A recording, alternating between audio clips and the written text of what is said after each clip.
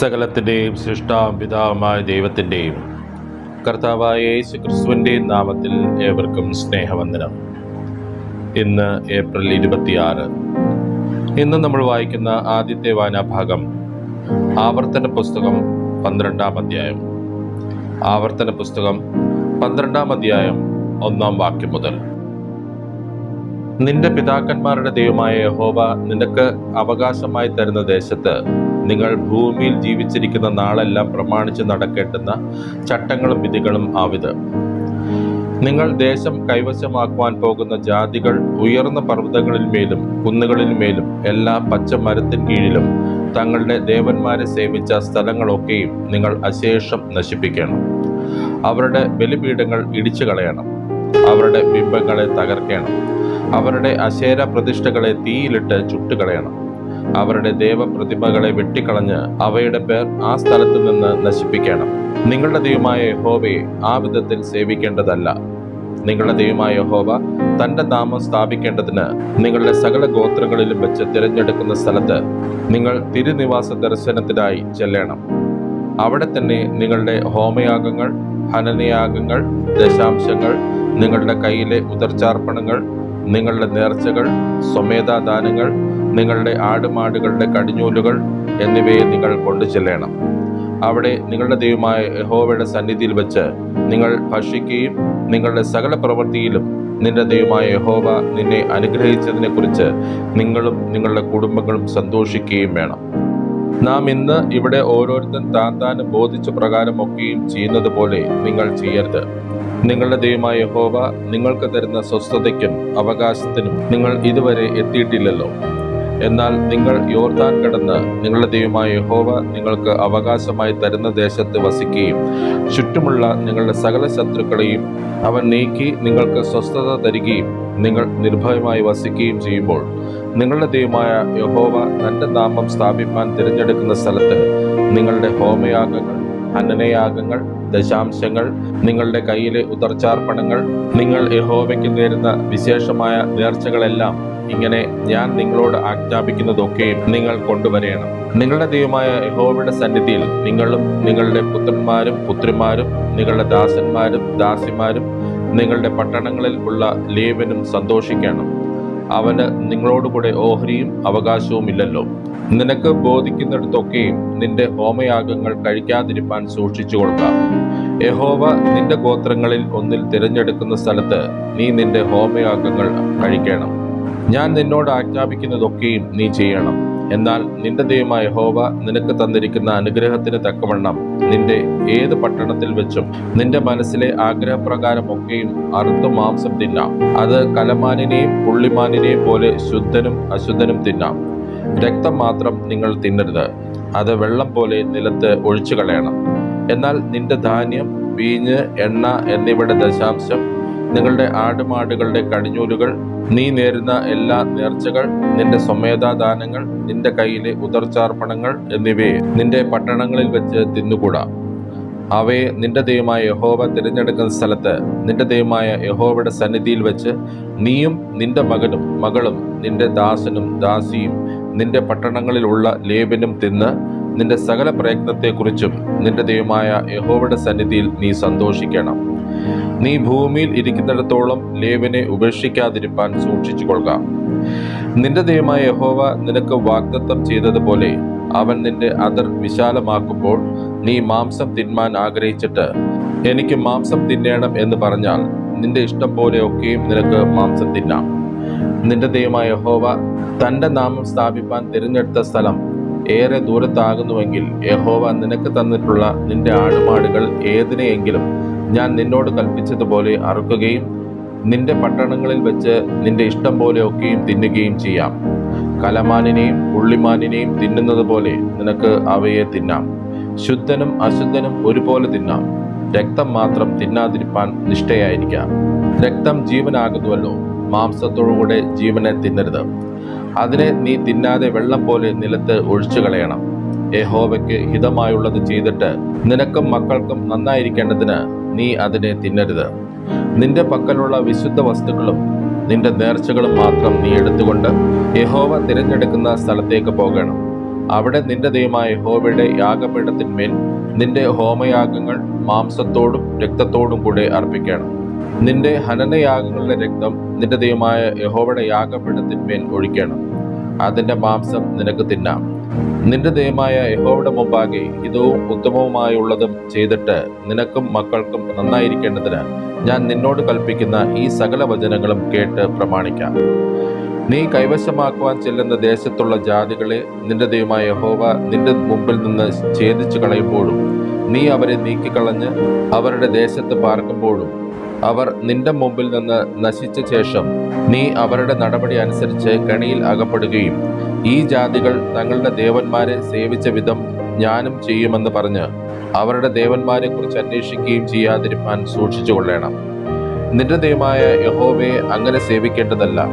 യഹോവ വെറുക്കുന്ന സകല മ്ലേച്ഛതയും അവർ തങ്ങളുടെ ദേവപൂജയിൽ ചെയ്ത് തങ്ങളുടെ പുത്രിപുത്രന്മാരെ പോലും അവർ തങ്ങളുടെ ദേവന്മാർക്ക് അഗ്നിപ്രവേശം ചെയ്യിച്ചുവല്ലോ. ഇന്ന് നമ്മൾ വായിക്കുന്ന രണ്ടാമത്തെ വായനാഭാഗം സഭാപ്രസംഗി 5-ാം അധ്യായം. സഭാപ്രസംഗി 5-ാം അധ്യായം 1-ാം വാക്യം മുതൽ. ദേവാലയത്തിലേക്ക് പോകുമ്പോൾ കാൽ സൂക്ഷിക്കുക. മൂഢന്മാർ യാഗം അർപ്പിക്കുന്നതിനേക്കാൾ അടുത്ത് ചെന്ന് കേൾക്കുന്നത് നല്ലത്. പരിജ്ഞാനമില്ലാകയാലല്ലോ അവർ ദോഷം ചെയ്യുന്നത്. അതിവേഗത്തിൽ ഒന്നും പറയരുത്. ദൈവസന്നിധിയിൽ ഒരു വാക്കുച്ചരിപ്പാൻ നിന്റെ ഹൃദയം ബന്ധപ്പെടരുത്. ദൈവം സ്വർഗത്തിലും നീ ഭൂമിയിലുമല്ലോ. ആകയാൽ നിന്റെ വാക്ക് ചുരുക്കമായിരിക്കട്ടെ. കഷ്ടപ്പാടിന്റെ ആധിക്യം കൊണ്ട് സ്വപ്നവും വാക്കുപെരുപ്പം കൊണ്ട് ഭോഷന്റെ ജൽപ്പനവും ജനിക്കുന്നു. ദൈവത്തിന് നേർച്ച നേർന്നാൽ കഴിപ്പാൻ താമസിക്കരുത്. മൂഢന്മാരിൽ അവന് പ്രസാദമില്ല. നീ നേർന്നത് കഴിക്ക. നേർന്നിട്ട് കഴിക്കാതിരിക്കുന്നതിനേക്കാൾ നേരാതിരിക്കുന്നത് നല്ലത്. നിന്റെ വായ് നിന്റെ ദേഹത്തിന് പാപകാരണമാകരുത്. അബദ്ധവശാൽ വന്നുപോയി എന്ന് നീ ദൂതന്റെ സന്നിധിയിൽ പറയുകയുമരുത്. ദൈവം നിന്റെ വാക്ക് നിമിത്തം കോപിച്ച് നിന്റെ കൈകളുടെ പ്രവൃത്തിയെ നശിപ്പിക്കുന്നത് എന്തിന്? സ്വപ്നബഹുത്വത്തിലും വാക്കുപെരുപ്പത്തിലും വ്യർത്ഥതയുണ്ട്. നീയോ ദൈവത്തെ ഭയപ്പെടുക. ഒരു സംസ്ഥാനത്ത് ദരിദ്രനെ പീഡിപ്പിക്കുന്നതും നീതിയും ന്യായവും എടുത്തു കളയുന്നതും കണ്ടാൽ നീ വിസ്മയിച്ചു പോകരുത്. ഉന്നതനു മീതെ ഒരു ഉന്നതനും അവർക്ക് മീതെ അത്യുന്നതനും ജാഗരിക്കുന്നു. കൃഷി തൽപരനായിരിക്കുന്ന ഒരു രാജാവ് ദേശത്തിന് എല്ലാറ്റിലും ഉപകാരമായിരിക്കും. ദ്രവ്യപ്രിയന് ദ്രവ്യം കിട്ടിയിട്ടും ഐശ്വര്യപ്രിയന് ആദായം കിട്ടിയിട്ടും തൃപ്തി വരുന്നില്ല. അതും മായയത്രേ. വസ്തുവക പെരുകുമ്പോൾ അതുകൊണ്ട് ഉപജീവിക്കുന്നവരും പെരുകുന്നു. അതിന്റെ ഉടമസ്ഥന് കണ്ണുകൊണ്ട് കാണുകയല്ലാതെ മറ്റെന്തു പ്രയോജനം? വേല ചെയ്യുന്ന മനുഷ്യൻ അല്പമോ അധികമോ ഭക്ഷിച്ചാലും അവന്റെ ഉറക്കം സുഖകരമായിരിക്കും. ധനവാന്റെ സമൃദ്ധിയോ അവനെ ഉറങ്ങുവാൻ സമ്മതിക്കുന്നില്ല. സൂര്യന് കീഴെ ഞാൻ കണ്ടിട്ടുള്ള ഒരു വല്ലാത്ത തിന്മയുണ്ട്. ഉടമസ്ഥൻ തനിക്ക് അനർത്ഥത്തിനായിട്ട് സൂക്ഷിച്ചു വെക്കുന്ന സമ്പത്ത് തന്നെ. ആ സമ്പത്ത് നിർഭാഗ്യവശാൽ നശിച്ചു പോകുന്നു. അവന് ഒരു മകൻ ജനിച്ചാൽ അവന്റെ കയ്യിൽ ഒന്നും ഉണ്ടാകുകയില്ല. അവൻ അമ്മയുടെ ഗർഭത്തിൽ നിന്ന് പുറപ്പെട്ടു വന്നതുപോലെ നഗ്നനായി തന്നെ മടങ്ങിപ്പോകും. തന്റെ പ്രയത്നത്തിന്റെ ഫലമായിട്ട് അവൻ കയ്യിൽ ഒരു വസ്തുവും കൊണ്ടുപോകുകയില്ല. അതും ഒരു വല്ലാത്ത തിന്മയത്രേ.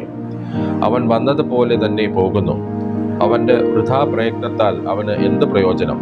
അവന്റെ ജീവകാലമൊക്കെയും ഇരുട്ടിലും വ്യസനത്തിലും ദീനത്തിലും ക്രോധത്തിലും കഴിയുന്നു. ഞാൻ ശുഭവും ഭംഗിയുമായി കണ്ടത് ദൈവം ഒരുത്തിന് കൊടുക്കുന്ന ആയുഷ്കാലമൊക്കെയും അവൻ തിന്നുകുടിച്ച് സൂര്യന് കീഴെ താൻ പ്രയത്നിക്കുന്ന സകല പ്രയത്നത്തിലും സുഖം അനുഭവിക്കുന്നത് തന്നെ. അതല്ലോ അവന്റെ ഓഹരി. ദൈവം ധനവും ഐശ്വര്യവും അത് അനുഭവിച്ച് തന്റെ ഓഹരി ലഭിച്ച് തന്റെ പ്രയത്നത്തിൽ സന്തോഷിപ്പാൻ അധികാരവും കൊടുത്തിരിക്കുന്ന ഏതു മനുഷ്യനും അത് ദൈവത്തിന്റെ ദാനം തന്നെ. ദൈവം അവന് ഹൃദയ സന്തോഷം അരുളുന്നതുകൊണ്ട് അവൻ തന്റെ ആയുഷ്കാലം ഏറെ ഓർക്കുകയില്ല. ഇന്ന് നമ്മൾ വായിക്കുന്ന മൂന്നാമത്തെ വായനാഭാഗം അപ്പോസ്തല പ്രവൃത്തികൾ 2-ാം അധ്യായം. അപ്പോസ്തല പ്രവൃത്തികൾ 2-ാം അധ്യായം 1-ാം വാക്യം മുതൽ. പെന്തക്കോസ്ത് നാൾ വന്നപ്പോൾ എല്ലാവരും ഒരു സ്ഥലത്ത് ഒന്നിച്ചുകൂടിയിരുന്നു. പെട്ടെന്ന് കൊടിയ കാറ്റടിക്കുന്നത് പോലെ ആകാശത്ത് നിന്ന് ഒരു മുഴക്കമുണ്ടായി. അവർ ഇരുന്നിരുന്ന വീട് മുഴുവൻ നിറച്ചു. അഗ്നിജാല പോലെ പിളർന്നിരിക്കുന്ന നാവുകൾ അവർക്ക് പ്രത്യക്ഷമായി അവരിൽ ഓരോരുത്തന്റെ മേൽ പതിഞ്ഞു. എല്ലാവരും പരിശുദ്ധാത്മാവ് നിറഞ്ഞവരായി ആത്മാവ് അവർക്ക് ഉച്ചരിപ്പാൻ നൽകിയതുപോലെ അന്യഭാഷകളിൽ സംസാരിച്ചു തുടങ്ങി. അന്ന് ആകാശത്തിന് കീഴുള്ള സകല ജാതികളിൽ നിന്നും യെരുശലേമിൽ വന്നു പാർക്കുന്ന യഹൂദന്മാരായ ഭക്തിയുള്ള പുരുഷന്മാർ ഉണ്ടായിരുന്നു. ഈ മുഴക്കമുണ്ടായപ്പോൾ പുരുഷാരം വന്നുകൂടി. ഓരോരുത്തൻ താന്താന്റെ ഭാഷയിൽ അവർ സംസാരിക്കുന്നത് കേട്ട് അമ്പരന്ന് പോയി. എല്ലാവരും ഭ്രമിച്ച് ആശ്ചര്യപ്പെട്ടു. ഈ സംസാരിക്കുന്നവരെല്ലാം ഗലീലക്കാർ അല്ലയോ? പിന്നെ നാം ഓരോരുത്തൻ ജനിച്ച നമ്മുടെ സ്വന്തം ഭാഷയിൽ അവർ സംസാരിച്ച് കേൾക്കുന്നത് എങ്ങനെ?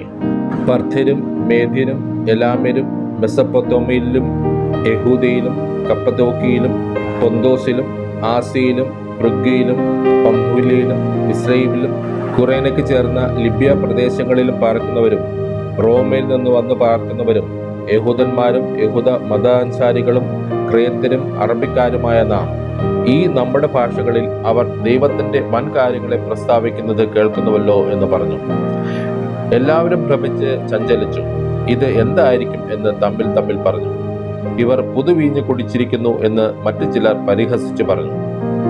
അപ്പോൾ പത്രോസ് 11 പേരോടുകൂടി നിന്നുകൊണ്ട് ഉറക്കെ അവരോട് പറഞ്ഞത്, യഹൂദ പുരുഷന്മാരും യെരൂശലേമിൽ പാർക്കുന്ന എല്ലാവരുമായുള്ളവരെ, ഇത് നിങ്ങൾ അറിഞ്ഞിരിക്കട്ടെ. എന്റെ വാക്ക് ശ്രദ്ധിച്ചുകൊള്ളുവിൻ. നിങ്ങൾ ഊഹിക്കുന്നത് പോലെ ഇവർ ലഹരി പിടിച്ചവരല്ല. പകൽ 3-ാം മണി നേരമേ ആയിട്ടുള്ളൂവല്ലോ. ഇത് യോവേൽ പ്രവാചകൻ മുഖാന്തരം അരുളി ചെയ്തതത്രേ. അതെന്തെന്നാൽ, അന്ത്യകാലത്ത് ഞാൻ സകല ജഡത്തിന്മേലും എൻ്റെ ആത്മാവിനെ പകരും. നിങ്ങളുടെ പുത്രന്മാരും പുത്രിമാരും പ്രവചിക്കും. നിങ്ങളുടെ യൗവനക്കാർ ദർശനങ്ങൾ ദർശിക്കും. നിങ്ങളുടെ വൃദ്ധന്മാർ സ്വപ്നങ്ങൾ കാണും. എൻ്റെ ദാസന്മാരുടെ മേലും ദാസിമാരുടെ മേലും കൂടെ ഞാൻ ആ നാളുകളിൽ എൻ്റെ ആത്മാവിനെ പകരും. അവരും പ്രവചിക്കും. ഞാൻ മീതെ ആകാശത്തിൽ അത്ഭുതങ്ങളും താഴെ ഭൂമിയിൽ അടയാളങ്ങളും കാണിക്കും. രക്തവും തീയും പുകയാവിയും തന്നെ. കർത്താവിൻ്റെ വലുതും പ്രസിദ്ധവുമായ നാൾ വരും മുമ്പേ സൂര്യൻ ഇരുളായും ചന്ദ്രൻ രക്തമായും മാറിപ്പോകും. എന്നാൽ കർത്താവിൻ്റെ നാമം വിളിച്ചപേക്ഷിക്കുന്നവനേവനും രക്ഷിക്കപ്പെടും എന്ന് ദൈവം അരുളി ചെയ്തു. ഇസ്രായേൽ പുരുഷന്മാരെ, ഈ വചനം കേട്ടുകൊള്ളുവിൻ. നിങ്ങൾ തന്നെ അറിയും പോലെ ദൈവം അവനെ കൊണ്ട് നിങ്ങളുടെ നടുവിൽ ചെയ്യിച്ച ശക്തികളും അത്ഭുതങ്ങളും അടയാളങ്ങളും കൊണ്ട് ദൈവം നിങ്ങൾക്ക് കാണിച്ചു തന്ന പുരുഷനായി നസറേനായ യേശുവിനെ ദൈവം തൻ്റെ സ്ഥിര നിർണയത്താലും മുന്നറിവിനാലും ഏൽപ്പിച്ചിട്ട് നിങ്ങൾ അവനെ അധർമ്മികളുടെ കയ്യാൽ തറപ്പിച്ചു കൊന്നു. ദൈവമോ മരണപാശങ്ങളെ അഴിച്ച് അവനെ ഉയർത്തെഴുന്നേൽപ്പിച്ചു. മരണം അവനെ പിടിച്ചു വയ്ക്കുന്നത് അസാധ്യമായിരുന്നു. ഞാൻ കർത്താവിനെ എപ്പോഴും എൻ്റെ മുമ്പിൽ കണ്ടിരിക്കുന്നു. അവൻ എൻ്റെ വലത്ത് ഭാഗത്ത് ഇരിക്കയാൽ ഞാൻ കുലുങ്ങിപ്പോകുകയില്ല. അതുകൊണ്ട് എൻ്റെ ഹൃദയം സന്തോഷിച്ച് എൻ്റെ നാവ് ആനന്ദിച്ച് എൻ്റെ ജഡവും പ്രത്യാശയോടെ വസിക്കും. നീ എൻ്റെ പ്രാണനെ പാതാളത്തിൽ വിടുകയില്ല. നിന്റെ പരിശുദ്ധനെ ദ്രവ്യം കാണുവാൻ സമ്മതിക്കുകയുമില്ല. നീ ജീവമാർഗങ്ങളെ എന്നോട് അറിയിച്ച് നിന്റെ സന്നിധിയിൽ എന്നെ സന്തോഷപൂർണനാക്കും എന്ന് ദാവീദ് അവനെ കുറിച്ച് പറയുന്നുവല്ലോ. സഹോദരന്മാരായ പുരുഷന്മാരെ, ഗോത്രപിതാവായ ദാവീദിനെ കുറിച്ച് അവൻ മരിച്ച് അടക്കപ്പെട്ടു എന്ന് എനിക്ക് നിങ്ങളോട് ധൈര്യമായി പറയാം. അവന്റെ കല്ലറ ഇന്നുവരെ നമ്മുടെ ഇടയിലുണ്ടല്ലോ. എന്നാൽ അവൻ പ്രവാചകനാകയാൽ ദൈവം അവന്റെ കടിപ്രദേശത്തിന്റെ ഫലത്തിൽ നിന്ന് ഒരുത്തനെ അവന്റെ സിംഹാസനത്തിൽ ഇരുത്തുമെന്ന് തന്നോട് സത്യം ചെയ്ത് ഉറപ്പിച്ചു എന്ന് അറിഞ്ഞിട്ട് അവനെ പാതാളത്തിൽ വിട്ടുകളഞ്ഞില്ല. അവന്റെ ജഡം ദ്രവത്വം കണ്ടതുമില്ല എന്ന് ക്രിസ്തുവിന്റെ പുനരുത്ഥാനം മുമ്പ് കൂട്ടി കണ്ടു പ്രസ്താവിച്ചു. ഈ യേശുവിനെ ദൈവം ഉയർത്തെഴുന്നേൽപ്പിച്ചു. അതിന് ഞങ്ങൾ എല്ലാവരും സാക്ഷികളാകുന്നു. അവൻ ദൈവത്തിന്റെ വലത്ത് ഭാഗത്തേക്ക് ആരോഹണം ചെയ്ത് പരിശുദ്ധാത്മാവെന്ന വാഗ്ദത്തം പിതാവിനോട് വാങ്ങി നിങ്ങൾ ഈ കാണുകയും കേൾക്കുകയും ചെയ്യുന്നത് പകർന്നു തന്നു. ദാവീദ് സ്വർഗാരോഹണം ചെയ്തില്ലല്ലോ. എന്നാൽ അവൻ, ഞാൻ നിന്റെ ശത്രുക്കളെ നിന്റെ പാദപീഠമാക്കുവോളം നീ എൻ്റെ വലത്ത് ഭാഗത്ത് ഇരിക്ക എന്ന് കർത്താവ് എൻ്റെ കർത്താവിനോട് അരുളി ചെയ്തു എന്ന് പറയുന്നു. ആകയാൽ നിങ്ങൾ ക്രൂശിച്ച ഈ യേശുവിനെ തന്നെ ദൈവം കർത്താവും ക്രിസ്തുവുമാക്കി വെച്ചു എന്ന് ഇസ്രായേൽ ഗൃഹമൊക്കെയും നിശ്ചയമായി അറിഞ്ഞുകൊള്ളട്ടെ. ഇത് കേട്ടിട്ട് അവർ ഹൃദയത്തിൽ കുത്തുകൊണ്ട് പത്രോസിനോടും ശേഷം അപ്പോസ്തലന്മാരോടും, സഹോദരന്മാരായ പുരുഷന്മാരെ, ഞങ്ങൾ എന്ത് ചെയ്യേണ്ടു എന്ന് ചോദിച്ചു. പത്രോസ് അവരോട്, നിങ്ങൾ മാനസാന്തരപ്പെട്ട് നിങ്ങളുടെ പാപങ്ങളുടെ മോചനത്തിനായി ഓരോരുത്തൻ യേശുക്രിസ്തുവിന്റെ നാമത്തിൽ സ്നാനമേൽപ്പിൻ. എന്നാൽ പരിശുദ്ധാത്മാവ് എന്ന ദാനം ലഭിക്കും. വാഗ്ദത്തം നിങ്ങൾക്കും നിങ്ങളുടെ മക്കൾക്കും നമ്മുടെ ദൈവമായ കർത്താവ് വിളിച്ചു വരുത്തുന്ന ദൂരസ്ഥന്മാരായ ഏവർക്കും ഉള്ളതല്ലോ എന്ന് പറഞ്ഞു. മറ്റു പല വാക്കുകളാലും അവൻ സാക്ഷ്യം പറഞ്ഞ് അവരെ പ്രബോധിപ്പിച്ച്, ഈ വക്രതയുള്ള തലമുറയിൽ നിന്ന് രക്ഷിക്കപ്പെടുവിൻ എന്ന് പറഞ്ഞു. അവന്റെ വാക്ക് കൈക്കൊണ്ടവർ സ്നാനമേറ്റു. അന്ന് 3000-ഓളം പേർ അവരോട് ചേർന്നു. അവർ അപ്പോസ്തലന്മാരുടെ ഉപദേശം കേട്ടും കൂട്ടായ്മ ആചരിച്ചും അപ്പം നുറുക്കിയും പ്രാർത്ഥന കഴിച്ചും പോന്നു. എല്ലാവർക്കും ഭയമായി. അപ്പോസ്തലന്മാരാൽ ഏറിയ അത്ഭുതങ്ങളും അടയാളങ്ങളും നടന്നു. വിശ്വസിച്ചവർ എല്ലാവരും ഒരുമിച്ചിരുന്ന് സകലവും പൊതുവക എന്നെണ്ണുകയും ജന്മഭൂമികളും വസ്തുക്കളും വിറ്റ് അവനവന് ആവശ്യമുള്ളതുപോലെ എല്ലാവർക്കും പങ്കിടുകയും ഒരുമനപ്പെട്ട് ദിനംപ്രതി ദേവാലയത്തിൽ കൂടി വരികയും വീട്ടിൽ അപ്പം നുറുക്കിക്കൊണ്ട് ഉല്ലാസവും ഹൃദയപരമാർത്ഥതയും കൊണ്ട് ഭക്ഷണം കഴിക്കുകയും ദൈവത്തെ സ്തുതിക്കുകയും സകല ജനത്തിന്റെയും കൃപ അനുഭവിക്കുകയും ചെയ്തു. കർത്താവ് രക്ഷിക്കപ്പെടുന്നവരെ ദിനംപ്രതി സഭയോട് ചേർത്തുകൊണ്ടിരുന്നു. ഇന്ന് നമ്മൾ വായിച്ചു കേട്ട ഈ വേദഭാഗങ്ങളാൽ പിതാവായ ദൈവത്തിൽ നിന്നും കർത്താവായ ക്രിസ്തുയേശുവിൽ നിന്നും ഏവർക്കും കൃപയും കനിവും സമാധാനവും ഉണ്ടാകട്ടെ. ആമേൻ.